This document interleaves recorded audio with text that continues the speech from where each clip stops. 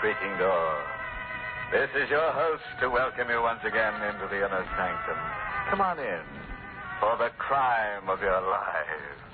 And meet one of the illustrious inmates from our Who's Who. This cadaverous cut-up is Mr. Seymour Blade. His wife had a tiff with him and punctuated it with a kitchen knife through the middle, which is, of course, one way of making your point sting.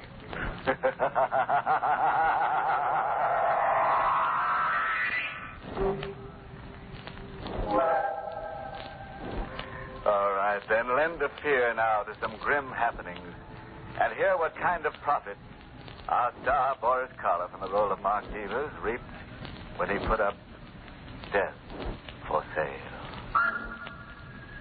The ashtray in the reception room is stuffed with half-smoked cigarettes. The disheveled man waiting paces his caged animal steps this way and that. Each second his eyes dart to the door at the end of the room at the slightest sound. At last, the knob turns. The door swings wide open. Well, Doctor, your wife is in pretty bad shape. Cora Davis? My wife. Oh, I'm sorry. I thought... Forget it. Bad shape. But she's going to pull out of it, right? Mr. Devers... She's not going to pull out of it? Well, it doesn't look as if she will. What? There's a chance. Only a very small one, but still a chance. You're lying. She's going to pull out of it. She's got to. We're doing everything we can. Look, even if she has to die, you could pull her out of it for an hour, couldn't you? Just an hour so that she could sign something, and it means everything to me, Doc. You could give her a shot or something, couldn't you? Good day, Mr. Devers. I'll give you $5,000. Good. $10,000, Doc, and you fool, you don't understand. You've got to do this for me. You've got to, you...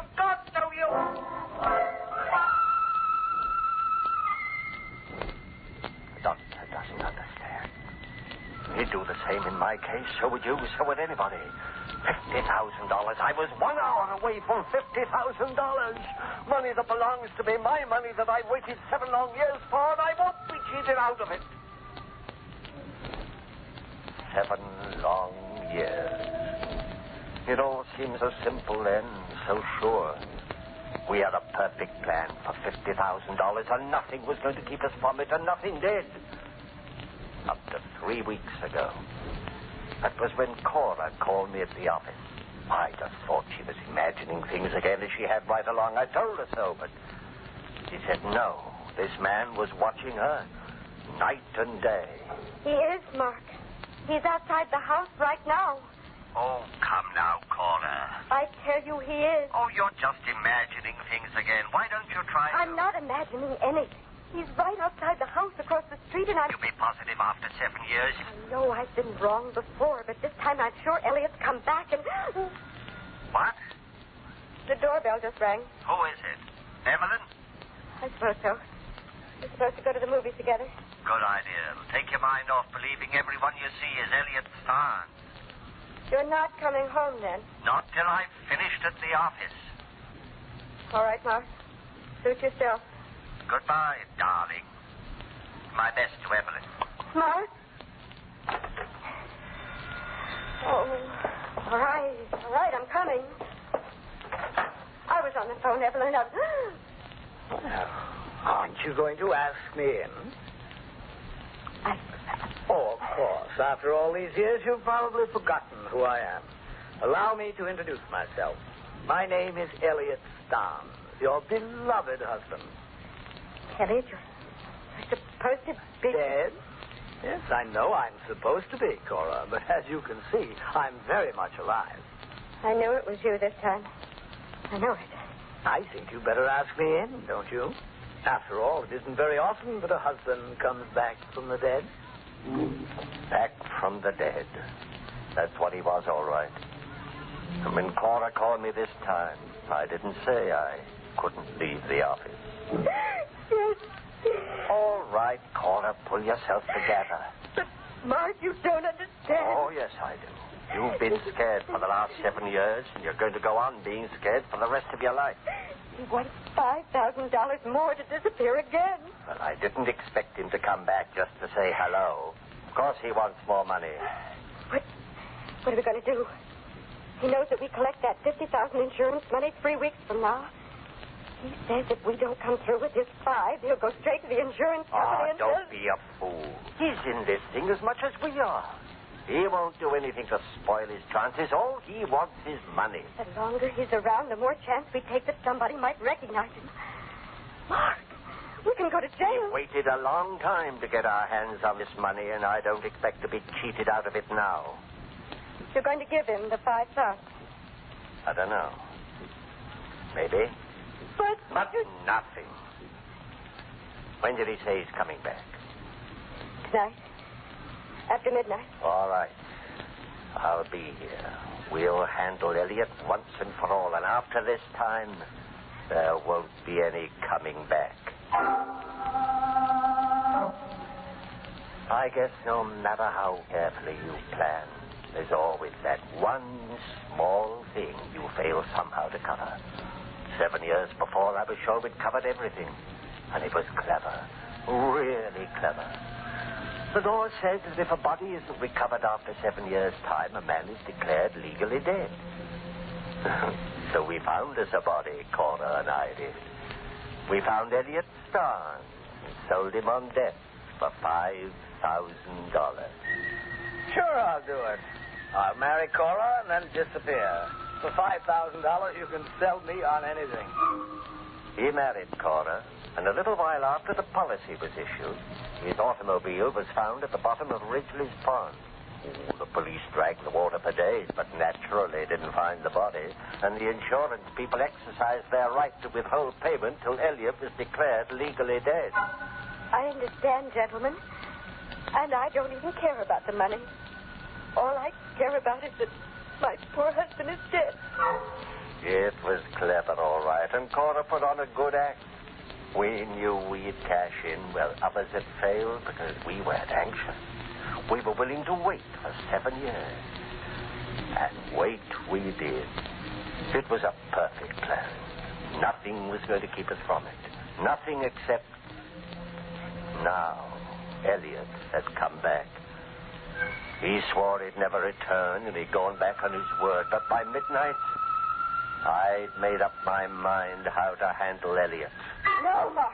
The only way. No. The only way. This 5 that he wants, that's only the beginning. He'll hold us up all his life. No. He'll drain us dry of every cent of that 50,000. I won't let you do it. Yes, you will.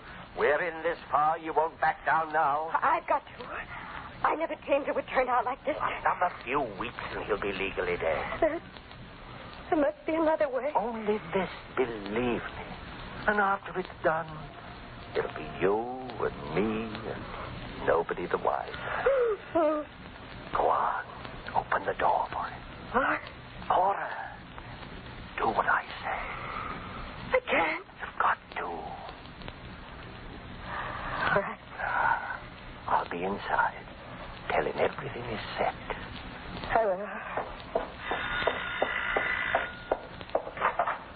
Hello, Cora. Oh, won't you come in, Elliot? Thank you, my dear. Don't mind if I do. Mark here yet, Cora? Yes. He's in the living room. Oh, fine. Then you and Mark have agreed on the deal for me.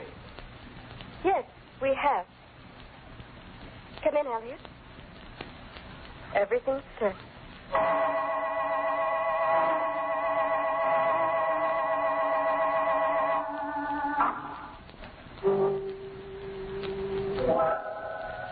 So Mark is waiting for Elliot in the, you'll pardon the expression, living room.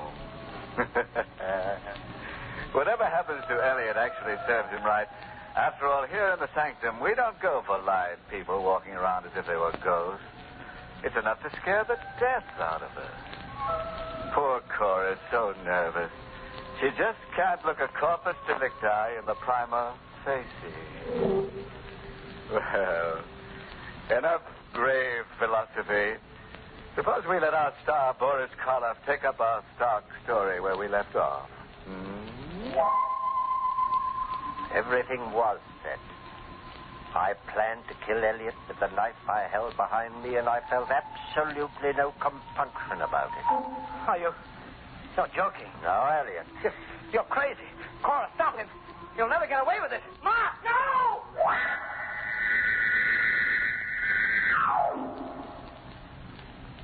I buried him in the back of the house. I say I did, because Cora wasn't much use to anyone that night or for several days afterwards. She got over it, as I knew she would. She got over it when she realized that I was right, that we had gotten away from him. And no one could ever know, and no one would miss him. She got over it when I reminded her that in just one more week, we'd be sharing that $50,000. Just 1 week. That's right, Cora. I've been a lot of trouble to you these past few days. I am sorry. Oh, forget it. It's all over. Yes, it is. I'll feel a lot better when the money's actually ours. Somehow, way in the back of my mind, I feel that maybe we won't... Look, darling, it's as good as ours now. There's nothing left in the way, not a single thing. 1 week. That's all. Oh. Now, wouldn't you know? You expecting anyone? No, Evelyn? not at this hour. Well, whoever it is, get rid of them. Yes, darling. I'll get rid of them. Yes? Mrs. Starnes? Yes? Mrs. Elliot Starnes? That's right. I want to talk to you. Here's my card. Well, I'm sorry. I'm busy right now. Too busy to see me. I can promise you that. Oh, now, see, sure. Nice card, ain't it? Real fancy engraving. Mrs. Elliot Starnes. That's right. I'm the woman Elliot married after he disappeared 7 years ago. Now, I don't think you're going to be too busy to see me after all. Do you? Maybe it's fate. Maybe it's all in the cards. You work hard. You think out a plan that's letter perfect. Then up pops the unexpected, forcing you into the first desperate step to lick it. First Elliot Starnes himself, then his second wife that we didn't know existed. And here's our wedding license, just in case you don't believe me. Here, you can look at it. Take it easy, Cora. We believe you're his wife, Mrs. Starnes. And he's got a birthmark. We said we believe you. Now, what do you want? Well, what does any good woman want? My husband. And why come here? Where else would I go? I'm afraid we don't understand. Do we, Cora? No, I'm afraid you do. Now, look here. I'm afraid you understand awful well. Elliot told me. Told you what? What you two were doing. He also told me if he should fail to come home after a couple of days. Mrs. Starnes, we haven't seen your husband for 7 years. Now, you don't expect me to believe that, do you? I don't see why not. I do. You see, Mr. Devers, the other day, with my own eyes, I seen Elliot walk into this house. But I didn't see him walk out again. What's the matter, Mr. Devers? You got nothing to say? What do you want, Mrs. Starnes? My husband, of course. Only since you killed him, I can't very well have that, can I? What? He's the only man I ever loved. And you killed him. I never should have let him come here. For days I begged him not to. Mrs. I made Starnes. a mistake letting him come here. I know that now. But I want him back. I love him and I want Elliot back. You want your husband, Mrs. Starnes? Or a substantial sum of money? Huh? How much? How can you talk about money at a time like this? 5,000? I loved my husband, Mr. Devers. 7,500? Well, how much? 25,000. What? In cash. Mark. Let me handle this, Cora. And if we refuse? Well, then I'll just naturally have to tell my story to the police. Cora. But you... Oh, let's drop all the small talk, Mr. Devers. I want 25,000 and I want it fast. Now make up your mind. I'll make up my Now, mind. Mr. Devers, don't get rough. I'm not as dumb as my ex-husband. I've taken steps against anything happening to me. No, Mark. Better listen to her. You're not getting away with this. Then you don't get away with Elliot's murder. So help me. Before you put that hand on me, you better have your lady friend look out that window. What? There's a taxi across the street, Mark. My taxi. And the driver knows I'm in here. You'd have to kill him, too. Elliot's ever-loving second wife is here to stay. If you want to get her out of your life, the cost is going to be $25,000. By this time tomorrow night. After she left, I had some work to do on Cora. It won't be the same way, Mark. Not another murder. Said anything like that. Promise me. Not the same way. Sure, promise. After all, if we can get away with $25,000, is that so bad? I'd rather settle for none of it. Huh? That money won't do us any good now. Why not? It just won't. Oh, you're all upset. You'll feel differently day after tomorrow when you sign those papers in the insurance office and they hand that fat check over to you. No, Mark. I'll never feel differently about it again. I knew I couldn't work Cora my way much longer. But it was just 2 more days. 2 more days to get that $50,000. Just 2 things to settle in just 2 days. First, there was Mrs. Starr. When she came to my apartment the next night, I handed the envelope over to her. It's all here? You could open the envelope and count it if you like. I don't have to, do I? What if I cheated you? You wouldn't. I could always come back. You could always come back for more anyway. What do you think I am? Doesn't make any difference now what I think. Okay. No hard feelings. There are, but they won't bother me for long. Of course not.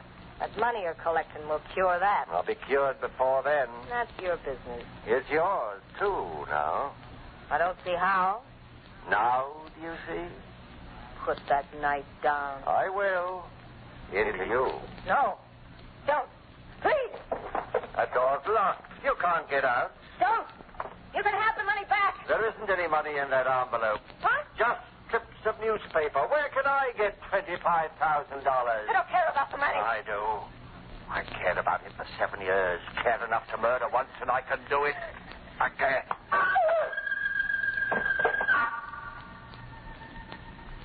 Now, Mrs. Starr, I've no hard feelings towards you.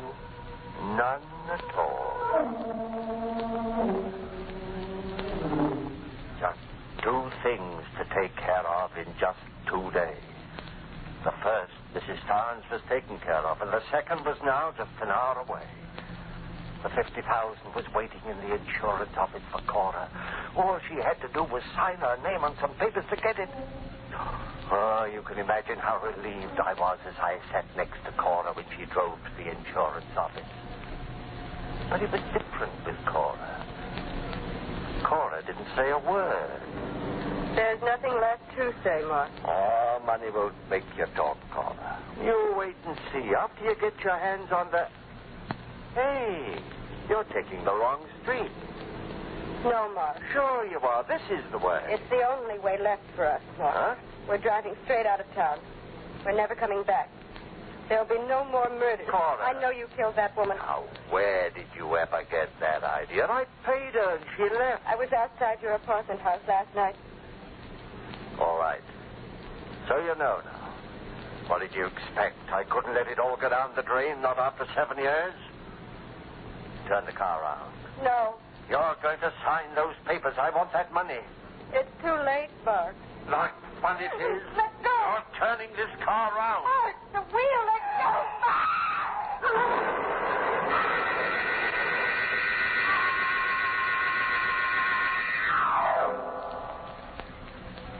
I wasn't even scratched in the crash. Cora wasn't that lucky. I rushed her here to the hospital, and you heard what the doctor said. There's a chance. Only a small one, but still a chance. No, the doctor doesn't understand. There's got to be more than only one small chance. I was 1 hour away from that $50,000. Money that belongs to me, money that I've waited 7 years for, and I won't be cheated out of it. Cora's got to live. She's got to sign those papers.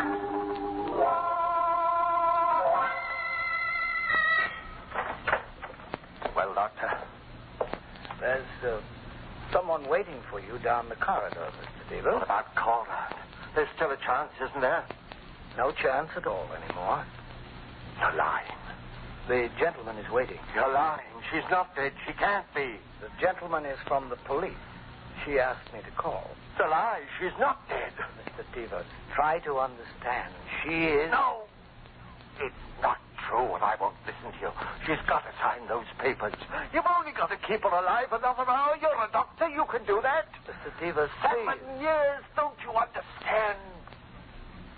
Oh, I can't let 7 years go down the drain. 7 years. It can't turn out that way. No. She's not dead.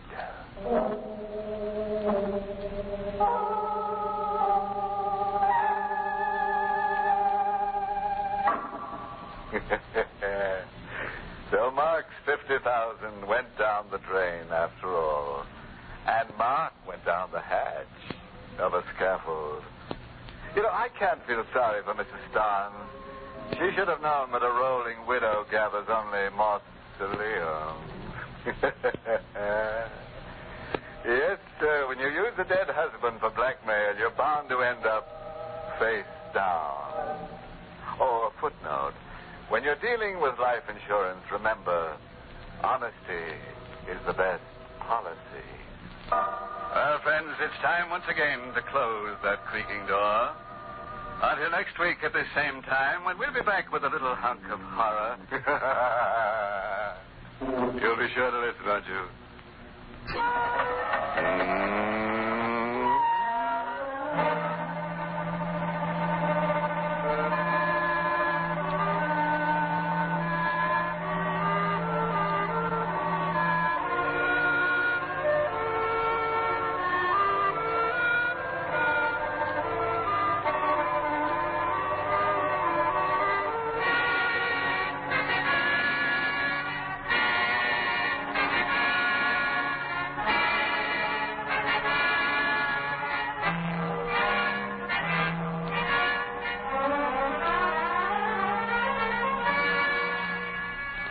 Inner Sanctum has come to you through the worldwide facilities of the United States Armed Forces Radio and Television Service.